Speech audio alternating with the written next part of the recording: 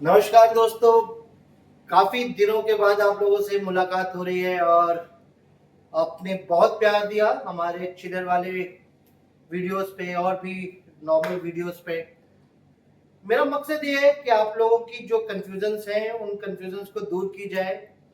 बहुत बच्चों के हमारे पास मेल्स आए, मैसेजेस आए कि सर थोड़ा कूलिंग टावर के बारे में हमें और एक्सपेंस करिए। देखिए, बहुत एक्सपेंड तो एक वीडियो में मैं आपको नहीं बता सकता, लेकिन मैं आपको इतना बता सकता हूँ कि कूलिंग टावर की फंक्शनैलिटी क्या होती है और आपको कौन कौन से पैरामीटर्स को ध्यान में रखना है।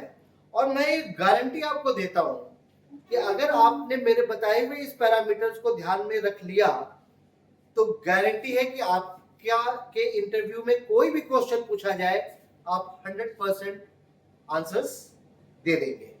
ओके, रेस्ट अगर आपको और विस्तृत जानकारी देनी तो मैं अपने लिंक पे अपने कांटेक्ट नंबर्स और अपने मेल आईडीज दे दूंगा। आप अपनी क्वेरीज भेज दीजिए, मैं आपको उस क्वेरीज पे आपको रिस्पॉन्ड कर लूंगा। ठीक है, मैंने पहले भी बताया कि मेरा कोई इंटेंट यूट्यूब से पैसे कमाने का नहीं है, बट ये है कि आप लोगों के जो कॉन्सेप्ट्स हैं उन कॉन्सेप्ट्स को क्लियर करना मेरा पहला मकसद है। ठीक है, तो आज हमारा जो नया टॉपिक है वो है हमारा नया टॉपिक कूलिंग टावर। ठीक है, कूलिंग टावर। अब ये कूलिंग टावर देखिए दो चीजों में यूज होता है, आपको भी मालूम है। जो डीजी सेट्स एयर कूल्ड नहीं होते उसमें भी कूलिंग टावर्स लगाते हैं, और जो chillers water cool type of chillers में हम कूलिंग टावर को लगाते हैं। ओके, कितने तरीके के कूलिंग टावर्स होते हैं, तो कितने तरीके में जहां तक अपन बात करते हैं वो हम बात करेंगे कि भाई पहला तो होता है cross flow.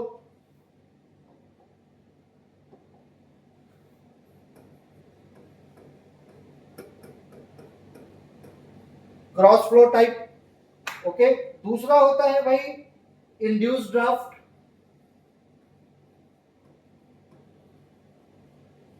Induce draft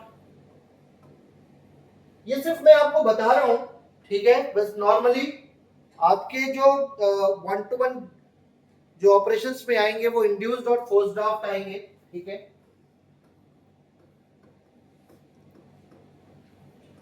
force draft, okay, hyperbolic,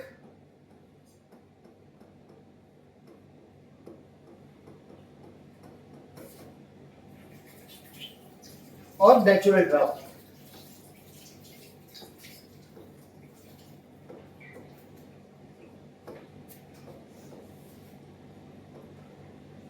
cross flow, induce draft, force draft, hyperbolic और नेचुरल ड्राफ्ट। ओके, तो आज हम जो बात करेंगे, आज हम बात करेंगे इंड्यूस्ड ड्राफ्ट की। ओके, अगर एक फंडामेंटल अगर आपने समझ लिया है तो आगे के भी फंडामेंटल आप क्लियर समझ जाओगे। ठीक है, तो ये 5 टाइप होती है आपकी कूलिंग टावर की। ओके ओके, अब हम आगे बढ़ते हैं और देखते हैं कि कूलिंग टावर में जरूरत क्यों है कूलिंग टावर में की। तो भाई बड़ा क्लियर फंडा है। अगर चिलर जो है एक बॉडी है, ठीक है, एक टोटल आपकी ह्यूमन बॉडी है, तो कूलिंग टावर वो उसका एक अंग है। और अगर अंग आपका कोई अच्छे से काम ना करे तो आपकी बॉडी अच्छा परफॉर्म नहीं करेगी, आप कितना भी कंट्रोल कर लो। ठीक है, फिर आपको दवा ही खानी पड़ेगी। तो सारे पैरामीटर्स को आपको चेक करना है, और कैसे करना है बड़े ध्यान से देखिएगा। बहुत प्यार दिया है आपने पुराने वीडियोस में। ठीक है, आप इसको देखिए, इसको समझिए और अपना कंसंट्रेशन 20-25 मिनट का निकाल के रखिए, क्योंकि आपको एक ही जगह पे मैं सारी बातें बताने वाला हूं। तो आप ये फिगर को अगर आप देख रहे हैं तो बहुत लोगों के दिमाग में जिसने देखा है कूलिंग टावर उसको तो समझ में आ गया होगा, और जिसको नहीं देखा है मैं उसको फिर से समझा देता हूं। ये एक कूलिंग टावर है, ठीक है, जो कि एयर हमारी इस वे से लेकर खींच रहा है, ओके, और पानी का फ्लो नीचे की तरफ आ रहा है, ओके। इसको हम नोजल्स कहते हैं। इसके बीच में हमारा ये ड्रिफ्ट एलिमिनेटर लगता है,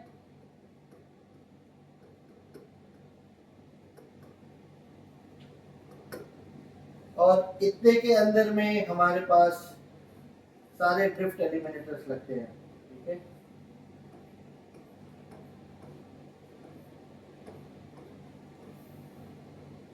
ये सारे ड्रिफ्ट एलिमिनेटर्स हैं, ओके।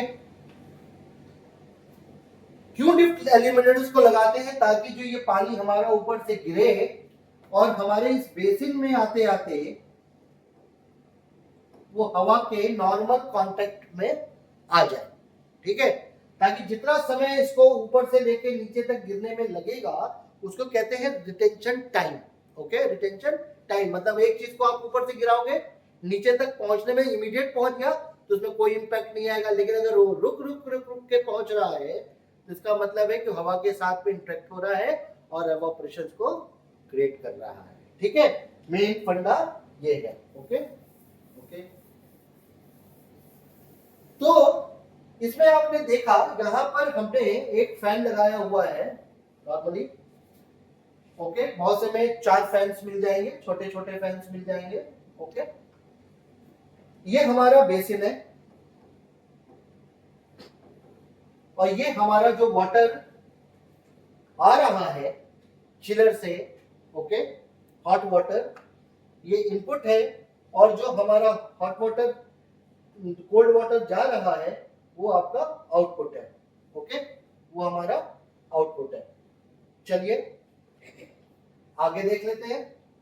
अब इसके अंदर में थोड़ा सा हम कैलकुलेशंस लेके जाते हैं कि ये जो वाटर आ रहा है इसका पर्टिकुलरली टेम्परेचर कितना है। तो सपोज हमने यहां पर मान लिया जो हॉट वाटर आ रहा है उसका टेम्परेचर है 34 डिग्री, ओके। कितना है? 34 डिग्री। और जो ये कूलिंग टॉवर के पानी में जो पानी है, इसके ये वाला जो पानी है इसका टेम्परेचर कितना है? Okay 27 degree C, okay 27 degree C. बड़ा ध्यान दीजिएगा क्योंकि ये सारे चीजें आपको इसी पर मिलेंगी, ठीक है। सर्कुलेटिंग वाटर फ्लो, जो सर्कुलेटिंग वाटर फ्लो है, ये जो गर्म पानी आ रहा है वो कितना है? तो यहां पर हम लिख लेते हैं जरा,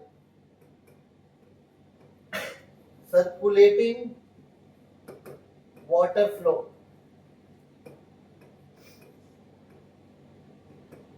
कितना हो गया आपका? ये 2500 metre cube, okay, per hour, ठीक है भाई। हॉट वाटर का टेम्परेचर कितना है?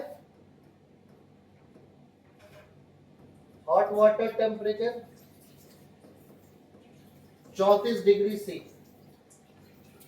हर कूलिंग टावर खरीदने से पहले उसकी डिजाइन बेसिस रिपोर्ट होती है कि इस कूलिंग टावर को कितने पैरामीटर्स पे हमने डिफाइन किया है, ठीक है। तो चाहे वो आप राजस्थान में हैं तो 34 डिग्री तो राजस्थान में होगा नहीं, वहां तो 37-38 डिग्री मिनिमम टेम्परेचर होता है। लेकिन आप यूपी रीजन, तमिलनाडु, कर्नाटका, हैदराबाद कहीं पर भी हो तो नॉर्मल रीजन 32 से 34 डिग्री आपको जस्टिफाई होती है, ओके। अब हम देखते हैं जो वाटर है, इस वाटर में ये वाला जो पानी है इसका टीडीएस लेवल कितना है भाई? ठीक है, तो water TDS level, water TDS, TDS मतलब टोटल डिसॉल्व्ड सॉलिड, कितना है भाई? 1500 ppm। और जो हम मेकअप वाटर दे रहे हैं मतलब वो शायद आपका एसटीपी ट्रीटेड वाटर हो सकता है, अल्ट्रा ट्रीटेड वाटर हो सकता है, ठीक है। वो वाटर की टीडीएस कितनी है, वो वाटर का जो टीडीएस है वो सपोज कर लीजिए आपका 250 ppm है, ठीक है। तो मेकअप वाटर टीडीएस कितना हो गया भाई, makeup water TDS 250 ppm। Okay, very nice. तो 20 अब इसमें जो पानी है, ये तो पानी जो ऊपर से आ रहा है ये तो 34 डिग्री का हो गया, लेकिन जो बेसिन के अंदर में पानी है यानी कूलिंग टावर वाटर बेसिन में जो पानी है उसका टेम्परेचर कितना है, कूलिंग टावर बेसिन टेम्परेचर ये है भैया 27 degree C. Okay, 27 degree C, very nice. तो इतने पैरामीटर्स को हमने देख लिया। इतने पैरामीटर्स को देखने के बाद, इतने पैरामीटर्स को देखने के बाद जो मेन फंडा है, मतलब इस पूरे सिस्टम का जो खलनायक है, वो खलनायक कौन है, ड्राई बल्ब और वेट बल्ब। मतलब ड्राई बल्ब और वेट बल्ब। ओ भैया, ड्राई बल्ब टेम्परेचर की बात कर रहा हूं और वेट बल्ब टेम्परेचर की बात कर रहा हूं। एक बच्चे से पूछा, बेटा ड्राई बल्ब टेम्परेचर क्या होता है और वेट बल्ब टेम्परेचर क्या होता है, तो उसने बोला कि साहब जो घर में हम बल्ब लगाते हैं उस बल्ब को भिगाएंगे नहीं तो वो ड्राई बल्ब हो जाएगा और उस बल्ब को भिगा देंगे तो वो वेट बल्ब हो जाएगा। भाई ऐसा नहीं है। ओके, ड्राई बल्ब और वेट बल्ब का मतलब क्या है, नॉर्मल टेम्परेचर जब आप लेते हैं तो बाहर का जो आपका एटमॉस्फेरिक नॉर्मल टेम्परेचर है उसको हम ड्राई बल्ब कहते हैं। एक कपड़े को पानी में भिगोइए, थर्मामीटर को रखिए और उस पानी के भिगोए हुए कपड़े को थर्मामीटर के उस पे आगे वाले टिप पे ऐसे करके रख दीजिए तो वो हो जाएगा आपका वेट बल्ब टेम्परेचर। बड़ा देसी तरीका बताया है, वरना मीटर आते हैं, ठीक है, उसमें 2 मरकरी के मीटर्स लगते हैं जिसमें ड्राई बल्ब और वेट बल्ब बताता है, ठीक है। कभी भी आप न्यूज देखिएगा तो उसमें बताएगा कि हाईएस्ट कितना है, लोएस्ट कितना है, ठीक है, टेम्परेचर्स के बारे में। तो ड्राई बल्ब और वेट बल्ब जो टेम्परेचर है, वेट बल्ब टेम्परेचर हम मान लेते हैं ये 18 डिग्री सी है, ओके, और ड्राई बल्ब जो टेम्परेचर है वो है आपका 25 डिग्री सी या 24 डिग्री सी, ओके। इतने पैरामीटर्स हमें पता चल गए। गारंटी बताता हूं दोस्तों, आगे देखते जाओ तुम्हारे सारे फंडामेंटल्स क्लियर हो जाएंगे। यानी 2 चीजें पता चल गई, जो सर्कुलेशन वाटर फ्लो है वो है 2500 मीटर क्यूब पर आवर। इस बेसिन का जो टेम्परेचर है वो है 27 डिग्री टेम्परेचर, ठीक है। ये वाटर जो हम इनलेट करा रहे हैं ये है हमारा 250 ppm का, और इस वाटर का जो टीडीएस है वो है बेटा तुम्हारा 1500 ppm। ओके, जो ये टेम्परेचर ये हो गई 1500 ppm, 250 ppm, basic temperature 27 degree, dry bulb temperature DBT और डब्ल्यूबीटी। डीबीटी हो गई तुम्हारी 25 डिग्री, डब्ल्यूबीटी हो गई आपकी 18 डिग्री सी। इतने दूर में किसी को कोई कंफ्यूजन नहीं होनी चाहिए, गारंटी है। अब हम इसके आगे बढ़ते हैं भाई कि इसको हम कर देते हैं थोड़ा किनारे, ओके, इसको हम कर देते हैं किनारे। अब हम यहां पर आते हैं और हम यहां पर आकर देखते हैं कि पहले भैया हमें क्या निकालना, रेंज। फिर हमें क्या निकालना, अप्रोच। यानी कूलिंग टावर की क्या रेंज है, कूलिंग टावर का क्या अप्रोच है। ओके, और तीसरा हमें क्या निकालना है, efficiency of cooling tower.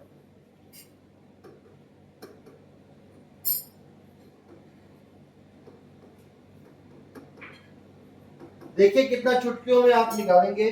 Okay, तो सबसे पहले हम रेंज की बात करते हैं। ओके, सबसे पहले हम किस चीज की बात करते हैं, रेंज की बात करते हैं। तो हमारा रेंज क्या होता है, तो जो वाटर टेम्परेचर हमारा जो ये आ रहा है, ठीक है, ये जो वाटर टेम्परेचर हमारा आ रहा है और जो वाटर टेम्परेचर हमारा बेसिन में है, उस वाटर टेम्परेचर का जो डिफरेंस होगा वही तुम्हारी रेंज होगी। अगर ये 26 डिग्री है और ये 32 डिग्री है, तो 32 डिग्री माइनस 26 डिग्री यानी रेंज क्या आ गई, 6 डिग्री। यानी hot water temperature minus cold water temperature. तो दोस्तों हॉट वाटर टेम्परेचर कितना था, 34 डिग्री, और कोल्ड वाटर टेम्परेचर कितना है, 27 डिग्री। बड़े नॉर्मल लैंग्वेज में समझा रहा हूं इसलिए आपको कोई दिक्कत नहीं आएगी। तो दोनों को जब हमने घटा दिया तो क्या आ गया, 7 डिग्री सी। ओहो, चाचा के एक लड़के का डिटेल तो पता चल गया। कि क्या पता चल गया, कि भैया इसका रेंज कितना है, 34 डिग्री माइनस 27 डिग्री आ गई 7 डिग्री। ओके, अब हम जरा अप्रोच की बात कर लेते हैं भाई। तो जरा अप्रोच में क्या ऐसा फंडा है कि लोग इस फंडे को ध्यान नहीं देते, ठीक है, ध्यान नहीं देते हैं। तो दोस्तों शुरुआत में मैंने आपको बड़ा क्लियर बताया था, थोड़ा सा बड़ा कर देता हूं तो आपके लिए इजी हो जाएगा समझने में। ओके, कि देखो जब ये बेसिन का पानी, ओके, ये बेसिन का पानी जब हमने टेम्परेचर लिया तो 27 डिग्री का टेम्परेचर लिया। जो पानी आ रहा था 34 डिग्री का, ये धीरे धीरे धीरे धीरे टहलता हुआ बेसिन में जब पहुंचा, इस बेसिन में ऑलरेडी पानी था, उसके साथ मिक्स हुआ। उसके साथ मिक्स होने के बाद गर्म पानी ठंडे पानी को मिक्स कर दिया। भाई साहब सवेरे मैंने गीजर ऑन करके नहाया, गलती से मैंने ठंडा पानी डाला ही नहीं और उससे नहाया, भाई साहब पूरा बदन जल गया। लेकिन जैसे ही हमने उसमें पानी मिला दिया तो जो 60 डिग्री 40-50 डिग्री का जो पानी था वो पानी कितने का हो गया, जस्ट आधा हो गया। तो जो डिफरेंस हमें अप्रोच के लिए चाहिए, वो अप्रोच की रेंज क्या थी, ये बेसिन में रखा हुआ पानी और जो हम चिलर से पानी ले रहे हैं या डीजी के एब्राल्टे से पानी ले रहे हैं, उसका टेम्परेचर कितना है। तो दोनों का टेम्परेचर को अगर हमने माइनस कर दिया तो क्या मिल जाएगा, क्या मिल जाएगा भाई, ये मिल जाएगा अपने आप को अप्रोच। क्या मिल जाएगी, अप्रोच। तो जो बेसिन का पानी था 27 डिग्री का और वेट बेड टेम्परेचर का पानी था 18 डिग्री का, यानी 27 degree C minus 18 degree C कितना हो गया भाई, 27 डिग्री सी और 18 डिग्री सी यानी 9 डिग्री सी। ओ ये था फंडा, गजब फंडा देखा। तो बहुत से इंटरव्यूज में आपसे रेंज, बहुत से लोग आपसे अप्रोच पूछते हैं और बच्चे जवाब नहीं दे पाते, ठीक है। वेट बल्ब टेम्परेचर का आपको फंडा पता चल गया, ड्राई बल्ब का फंडा पता चल गया, हॉट वाटर के रेंज और अप्रोच का फंडा पता चल गया। अब भैया हम निकालते हैं एफिशिएंसी। क्या निकालते हैं? Efficiency of cooling tower. इसको देखकर आप और अनुमान लगा सकते हैं कि जो ये अप्रोच है, जो 9 डिग्री का अप्रोच है, पानी तो जब आ रहा था 34 डिग्री का, और 34 डिग्री का पानी जब नॉर्मल पानी से टकराया बेसिन के, तो वो 27 डिग्री का रह गया। ओके, और बाहर का टेम्परेचर 18 डिग्री का ऑलरेडी है और हवा तो उसी के साथ आ रही है। इसका मतलब है कि हमारे कूलिंग टावर में हीट रिजेक्शन की जो एफिशिएंसी है उसमें भैया कुछ डाउट है। क्या है? उसमें कुछ डाउट है। तो उस डाउट को भी क्लियर करते हैं। ओके, इसका भी जरा सा फॉर्मूला देखते हैं कि क्या इसका फॉर्मूला है। तो एफिशिएंसी निकालने के लिए हम लिखते हैं range divided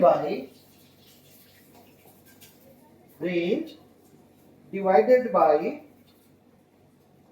approach plus range. ठीक है दोस्तों, एफिशिएंसी निकालने क्या क्या? Range divided by approach plus range. तो हम तो ऊपर निकाल ही चुके हैं रेंज। रेंज क्या है? What is range? Range is 7 degree. Approach कितना आया? 9 प्लस अप्रोच प्लस 9 प्लस 7 यानी 7 डिवाइडेड बाय 16। अब हम इसको 7 डिवाइडेड बाय 16 करके देख लें। तो जरा एक मोबाइल जरा सा दीजिए, जरा देखें भाई क्या वो है। Thank you. 7 divided by 16। Okay, ये आया मल्टीप्लाई बाय 100। मल्टीप्लाई बाय 100 यानी ये आ गया 43.75।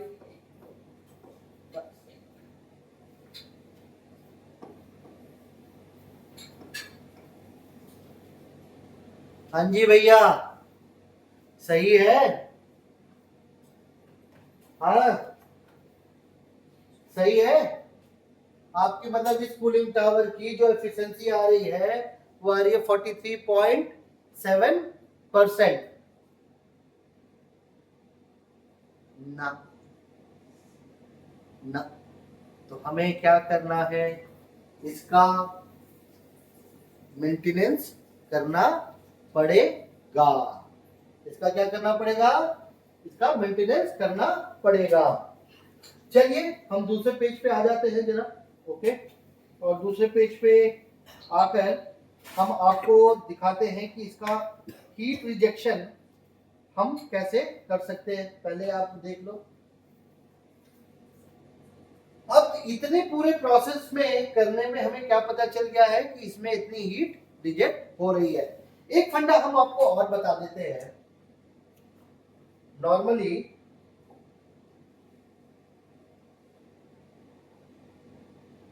ये जो ड्रिफ्ट है, ये जो हमारा एवापोरेशन लॉस है, एवापोरेशन लॉस, इस evaporation loss thumb rule note कर लीजिए। 3 से 3.1% एवापोरेशन लॉस होता है। और ड्रिफ्ट एलिमिनेटर, चूंकि हमने यहाँ पर ऑलरेडी ड्रिफ्ट लगा रखी है, तो यहाँ पर हमारा जो ड्रिफ्ट लॉस है वो 0 होता है। ड्रिफ्ट लॉस क्या होता है? 0 होता है। ठीक है, तो एवापोरेशन लॉस 3.1%,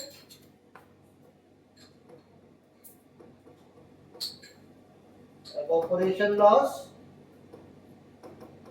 3.1% और ड्रिफ्ट लॉस 0%। अभी आगे बात करेंगे कि कितने तरीके के लॉसेस होते हैं, तो आपको ये दो चीजें पढ़ना आपको याद रखना पड़ेगा। ओके, बड़े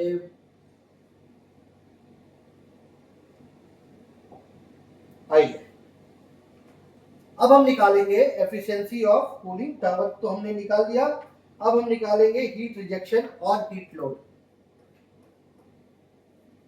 हीट रिजेक्शन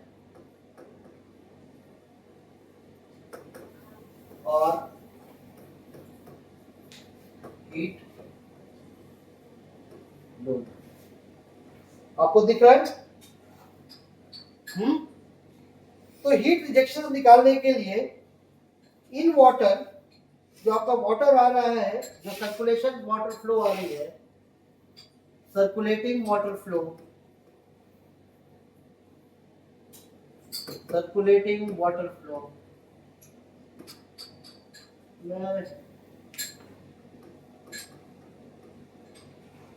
ठीक है, जो आपकी सर्कुलेटिंग वाटर फ्लो आ रही है वो multiply by specific heat of water, specific heat of water multiply by range.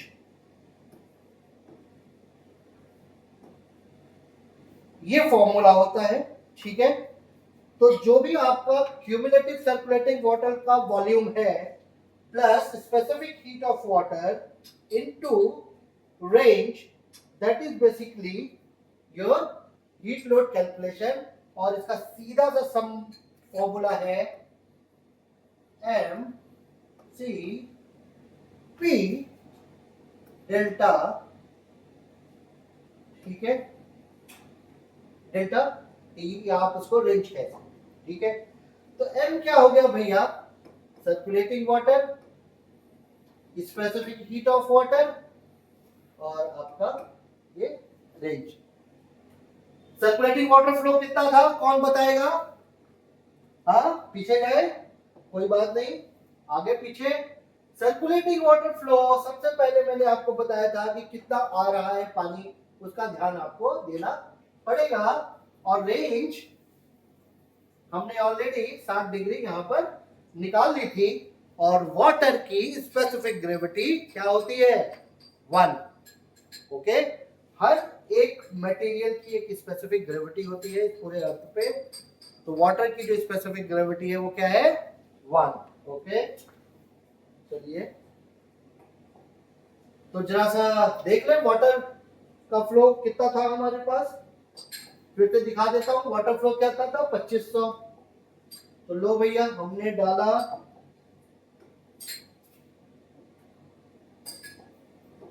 हमने डाला 2500। स्पेसिफिक ग्रेविटी कितनी आई? 1। ओके, ये क्या है? 2500 metre cube per hour. Specific gravity का कोई भी यूनिट नहीं होता है। रेंज कितना था हमारे पास? 7 डिग्री सी। ओके, तो जरा हम इसको मल्टीप्लाई कर लेते हैं, फिर हमें एक छोटे से कैलकुलेटर की जरूरत पड़ेगी। तो 2500 मल्टीप्लाई बाय 1 मल्टीप्लाई बाय 7 और मीटर क्यूब है, तो मीटर क्यूब यानी ये आ गया 17,500 multiply by meter cube per hour है। यानी मीटर क्यूब का क्या मतलब हो गया आपका? 1000, यानी 17,500 मल्टीप्लाई बाय 1000,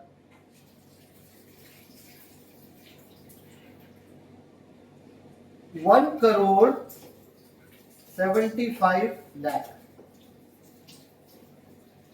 1,75,00,000, ठीक है। तो अगर हम इसको लिखना चाहें तो कितना लिख सकते हैं?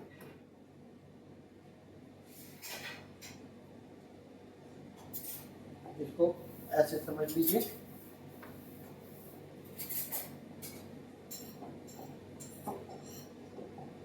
यानी 2500 multiply by 1000 multiply by 1 multiply by 7, यानी ये आ गया 1,75,00,000।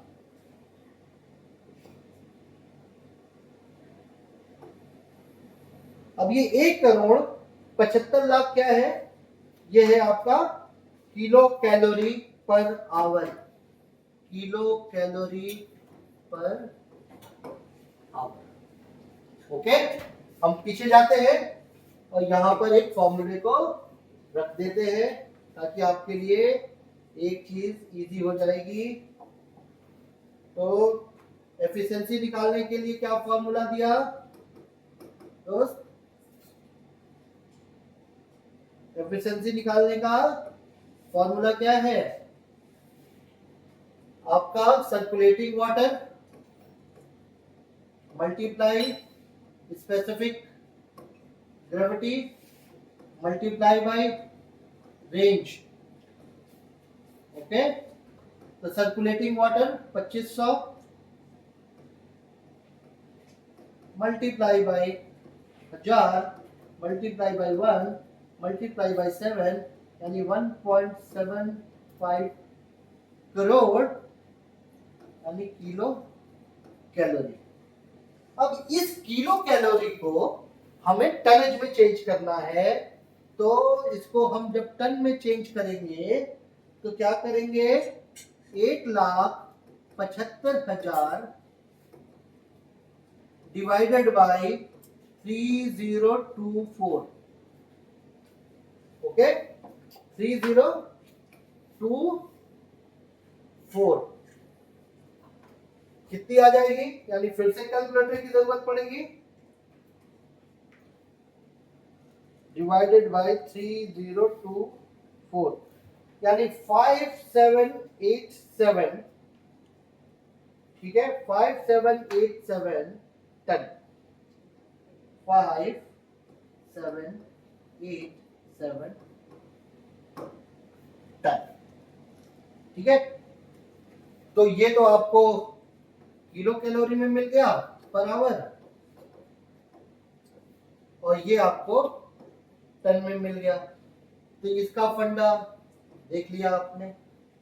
ओके, ये कैलकुलेशन देखिए कोई बताएगा नहीं, इसलिए आपको बड़ी ध्यान से इस कैलकुलेशन को आपको देखना है। ओके, इतनी चीजें अगर आपको पता चल गई तो मेरे दोस्त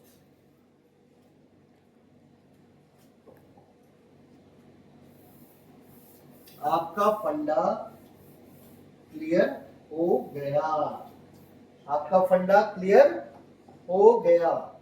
तो अब आप इस फंडे से एक फंडा और आगे जा सकते हो। तो एमसीपी, हम इसको ऐसे कर देते हैं, MCP into delta. Okay, MCP into delta T. M आपको सर्कुलेटिंग वाटर पता ही चल गई है, इसलिए मैं आपके रेफरेंस के लिए लिख देता हूँ 2500। चूंकि ये मीटर क्यूब पर आवर में है तो इस मीटर क्यूब को हम चेंज कर देंगे 1000 मल्टीप्लाई 1 मल्टीप्लाई बाय 7, और फिर हमको इसको किलो कैलोरी से टनेज में करना है, तो हमें 3024 डिवाइड करना पड़ेगा, यानी efficiency divided by 3024 is equal to ton. ये फंडा आपके पास क्लियर हो गया। ओके, ये फंडा आपके पास क्लियर हो गया। इस फंडे के बाद तो हम अभी तक इस चीज फंडे को समझने के बाद अब हम बात करेंगे लॉस के ऊपर। ठीक है, लॉस के ऊपर कि भाई हमारे ये कितना लॉस हो रहा है। तो हमने आपको बताया था कि जो एवापोरेशन लॉस है वो एवापोरेशन लॉस हमारा 3%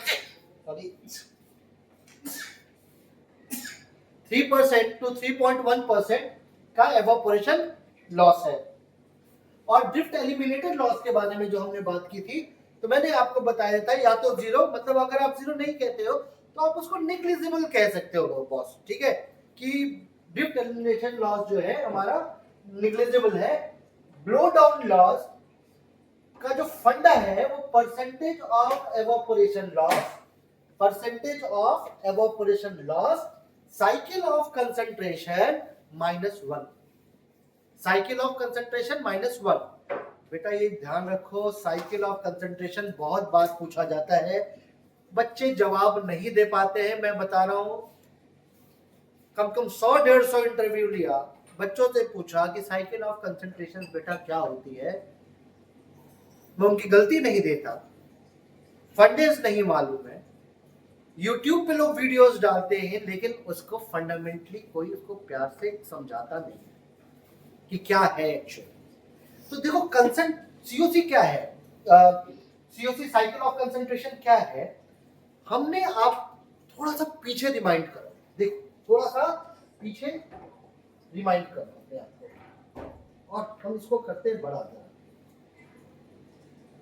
तुम खुद आंसर दोगे, मैं खुद आंसर नहीं दूंगा, तुम खुद आंसर दोगे। देखो यहां पर जो तुम्हारा पानी बेसिन में पड़ा हुआ था उसका टीडीएस कितना था, उसका टीडीएस तुम्हारे पास था 1500, और जो मेकअप वाटर तुम दे रहे थे बेसिन में, क्योंकि जो लॉस हो जाता है उसमें मेकअप तो करना पड़ेगा ना भाई। मेरे जेब में 100 रुपए है, अब 100 रुपए में से 20 रुपया खर्चा हो गया, तो 20 रुपया तो हमें डालना पड़ेगा, तभी तो 100 जाएगा, तभी तो 100 होगा ना। तो जो ये 1500 ppm था इस बेसिन में, और जो ये पानी हम ट्रीटेड वाटर दे रहे थे उसका ppm था 250। ठीक है, तो बेसिन में रखा हुआ पानी और जो पानी आप इनपुट कर रहे हो उस वाटर का टीडीएस कितना है, उस वाटर का टीडीएस कितना है। तो भैया कोई बात नहीं, तो सीओसी निकाल देते हैं। जो वाटर हम दे रहे थे उस वाटर का टीडीएस था 1500, और जो मेकअप वाटर हम दे रहे थे उसका टीडीएस था 250। तो 1500 को 250 से डिवाइड करोगे तो तुम्हारा क्या आ जाएगा आंसर, 6। यानी साइकिल ऑफ कंसंट्रेशन कितना हुआ, 6 हो गया ना। तो यहां पर देखो बड़ा इजी हो गया, परसेंटेज ऑफ एवापोरेशन लॉस हमें पता है 3.1%। ओके, और दूसरा साइकिल ऑफ कंसंट्रेशन कितना निकल गई, 6 minus 1 as per formula.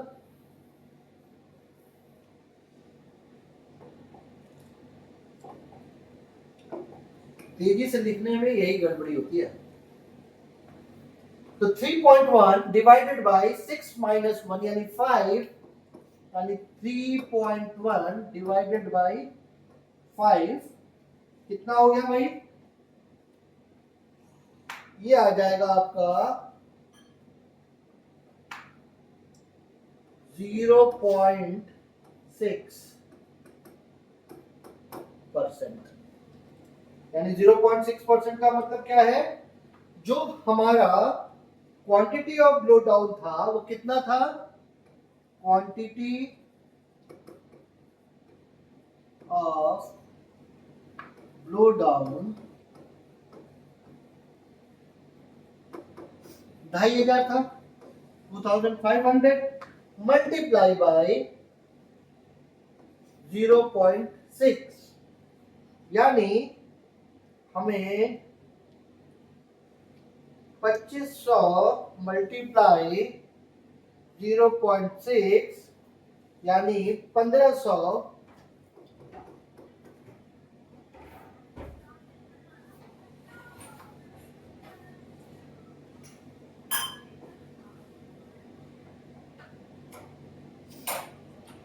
Multiply by 100, तो ये टोटल हमारे पास आ गया 15 मीटर क्यूब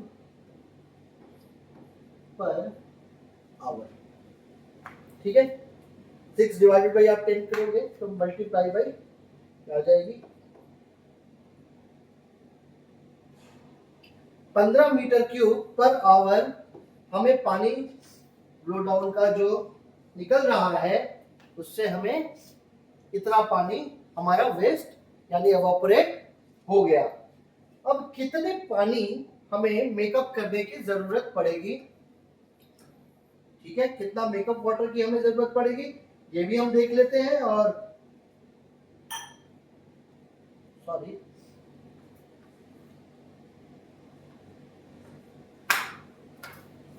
यहाँ पर मेकअप वाटर की, तो मेकअप वाटर क्वांटिटी की कितनी रिक्वायरमेंट होगी, उतना तो आपका खर्च हो गया। मेकअप वाटर भी फिर चाहिए, जितना तो आपका खर्च हुआ उतना तो आपको मेकअप करना पड़ेगा ना। मेकअप वाटर क्वांटिटी जब इतना पहुंच ही गए हैं तो इस पे भी पहुंच ही जाते हैं। ओके, इस पे हम भी पहुंच जाते हैं। मेकअप वाटर क्वांटिटी कितनी है, तो मेकअप वाटर क्वांटिटी के लिए सिंपल सा फॉर्मूला है evaporation loss plus drift loss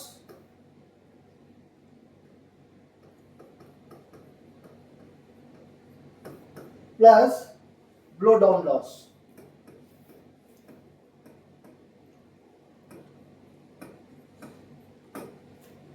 evaporation loss, drift loss और ब्लो डाउन लॉस। तो एवापोरेशन लॉस हमने कितना निकाला था वहां पे, अगर हम पीछे जाए तो हमने एवापोरेशन लॉस कितना निकाला था,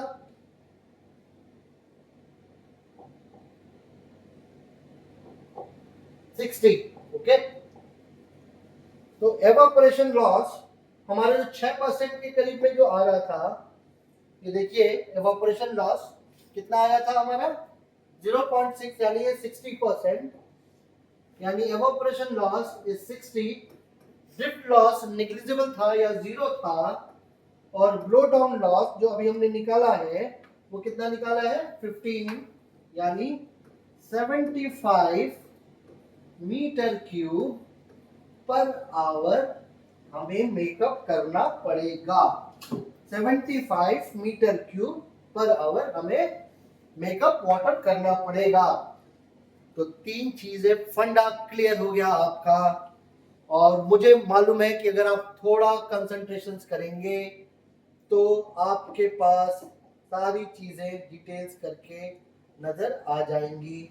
और यहाँ पर हम दो चीजें और ऐड कर दे रहे हैं ताकि आपको एक ही साथ फंडे मिल जाए। तो आपका evaporation loss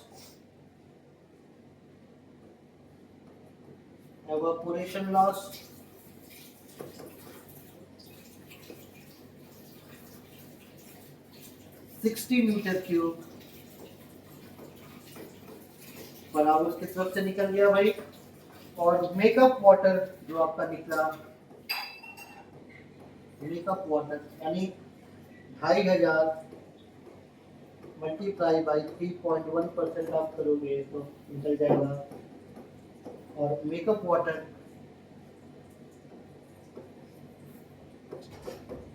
75 meter cube per hour. तो मेरे दोस्तों, ये सारे